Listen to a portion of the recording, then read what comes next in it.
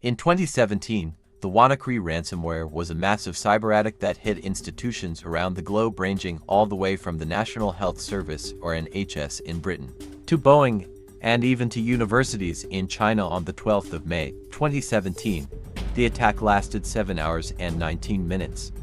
Europol estimates it affected nearly 250,000 computers plus in 150 countries, affecting Russia, Ukraine, India, and Taiwan. This was one of the first attacks of a cryptoworm. Cryptoworms are a class of malware that travels between computers using networks, without requiring direct user action for infection, in this case, exploiting TCP port 445. To be infected, there is no need to click on a bad link. The malware can spread autonomously from a computer to a connected printer, and then beyond to adjacent computers, perhaps connected to the Wi-Fi. The port 445 vulnerability allowed the malware to move freely across intranets and infect thousands of computers rapidly.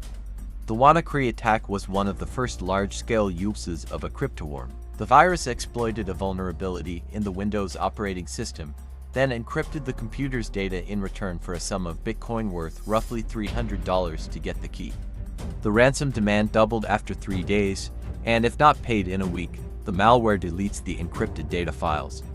The malware used a legitimate piece of software called Windows Crypto, made by Microsoft to scramble the files. Once the encryption is completed, the file name has WannaCry appended, which is the root of the WannaCry name.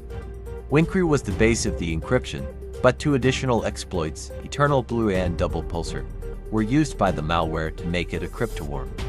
Eternal Blue automatically spreads the virus through networks, while Double Pulsar triggered it to activate on a victim's computer. In other words, Eternal Blue got the infected link to your computer, and Double Pulsar clicked it for you.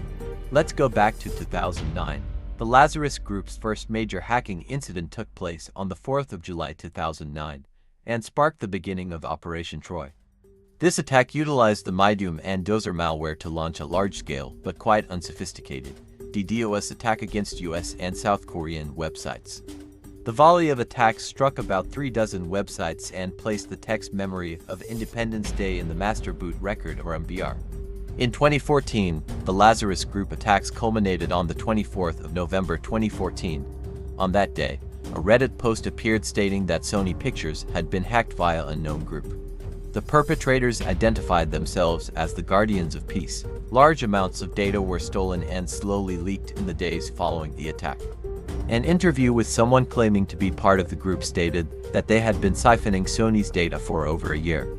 The cybercriminals were able to access previously unreleased films, scripts for certain films, plans for future films, information about executive salaries at the company, personal informations, and the emails of around 4,000 employees. In 2016, Bangladesh Bank cyber heist was a theft that took place in February 2016.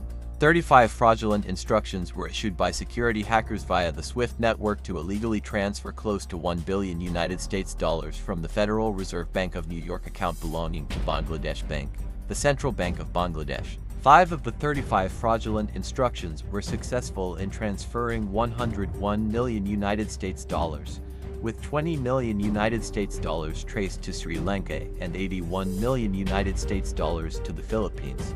The Federal Reserve Bank of New York blocked the remaining 30 transactions, amounting to $850 million due to suspicions raised by a misspelled instruction.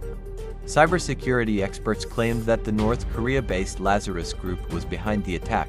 In 2017, Marcus Hutchins, he is a British cybersecurity researcher and malware tech who stopped the WannaCry ransomware attack, brought the attack to an end when he received a copy of the virus from a friend at a security research company and discovered a kill switch hard-coded into the virus. The malware included a periodic check to see if a specific domain name was registered, and would only proceed with encryption if that domain name did not exist.